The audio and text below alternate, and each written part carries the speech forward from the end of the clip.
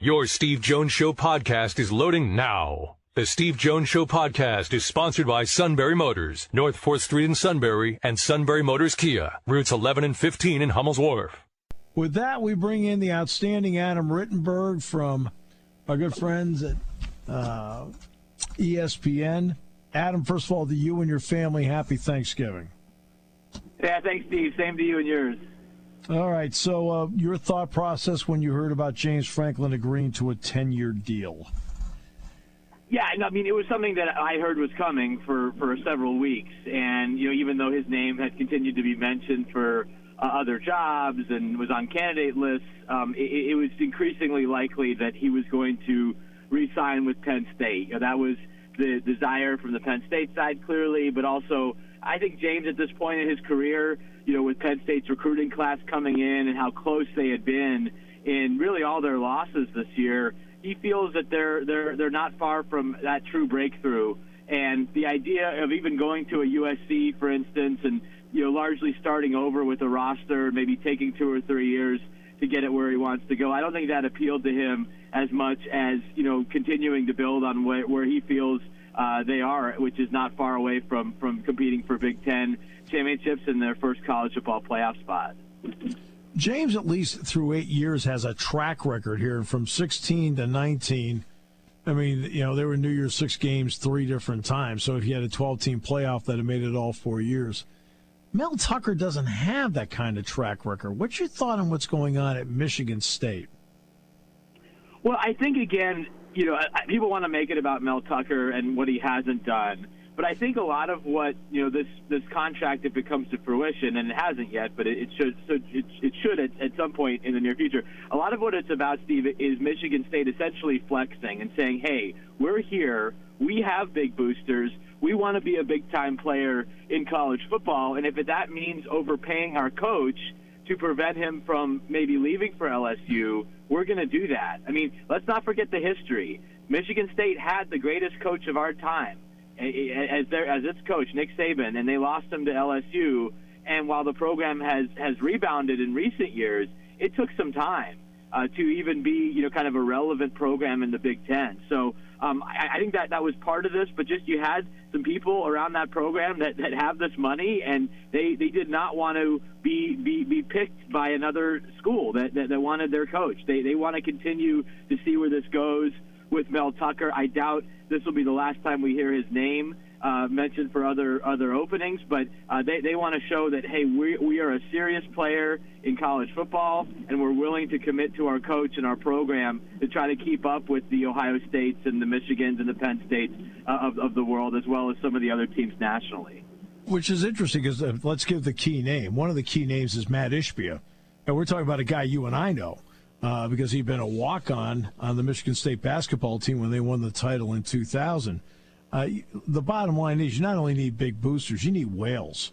I mean, not just big fish, you need whales. And Michigan State's trying to flex it with big whales like Ishbia, Dan Gilbert, people like that. For sure. I mean, and you can make comparisons around the country. I mean, Oregon is not a nationally relevant program without Phil Knight.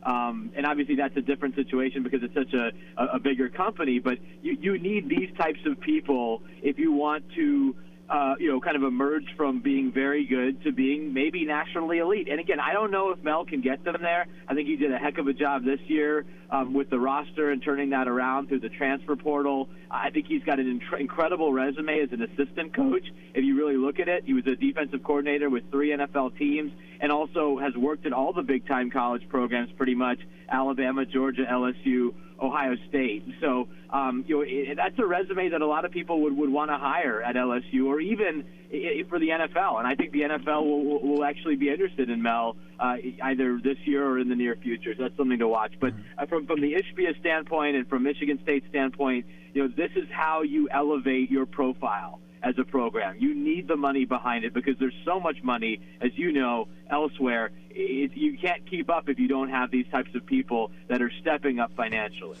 No question.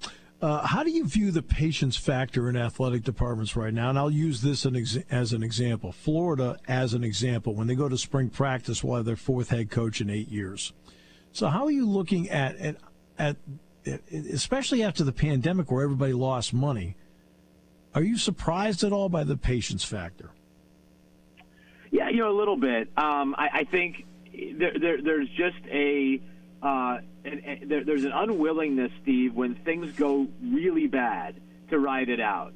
Where I think that in the past there was more of a willingness to do that, and there is at some of the lower profile programs. But I would look at both Florida and Washington as places that went south in a hurry. And in Florida's case, you're talking about an accomplished head coach who was in the SEC title game last year and had a couple of top 7 finishes in the first 2 years before. I mean, Dan Mullen's tenure at Florida was successful, but it went south in such a rapid fashion that they couldn't ride it out. They couldn't give him a chance to fix it. And now they're obviously spending a lot of money to get rid of him, and they will spend a lot of money to hire his replacement and that coach's staff. So this is just the era we're in. I did think there would be more of an impact from the pandemic, but again, you're not talking about the school's budget. These athletic departments, especially in football, are run by the donors. And when you have donors who are willing to step up, that's how you get Gus Malzahn fired and Tom Herman fired and Dan Mullen fired, and Jimmy Lake fired. I mean, that's how you get these guys to be ousted so quickly. Excellent point. I agree with you completely about that because I've been somewhat surprised by it as well. Because, let's face it, everybody lost a lot of money in outs to go on top of it. Michigan, Ohio State, what kind of opinions have you formed midweek on them? I mean, going to the game, I'm excited to cover it. I've covered a lot of these duds over the years, as you know. And I'm trying to figure out the game plan for Michigan because it seems like Ohio State, really since the Nebraska game, has turned it on. And if Ohio State plays like it did the last 2 weeks, it won't be close. I think for Michigan, their calling card has been a couple of things. Ball control offense, the run game, not turning it over, creating some plays with their defense, and Aiden Hutchinson and Josh Ross and some of those other playmakers on that side of the ball. So they're going to have to make this a low-possession game. They're going to have to win the turnover margin probably by 2 or more. And they're going to have to keep Ohio State off the field and make them work for points. I mean, you didn't see that from Michigan State, certainly, and you didn't see that from Purdue. But I think there are some things that Michigan can take from Penn State and from Nebraska defensively that they can apply to this game and try to get C.J. Stroud a little bit rattled. I think Michigan may not be as talented as Penn State is across the board defensively, but they're in that range. And if they can kind of take that same game plan, they obviously run the ball. Penn State doesn't. Can they control the clock a little bit and get it into the fourth quarter? Then you're playing at home, young Ohio State team. You get in their heads a little bit, and I do think the intangibles, Michigan's togetherness, their leadership, some culture is just better with this group than it has been for any other Harbaugh team, possibly with the exception of the 2016 team. Yeah, I agree with all that. I concede exactly what you're talking about with them. Let me weigh in with you, or get you to weigh in on the possibility of a 12-team playoff. Are you for it, or are you against it, or neutral on it?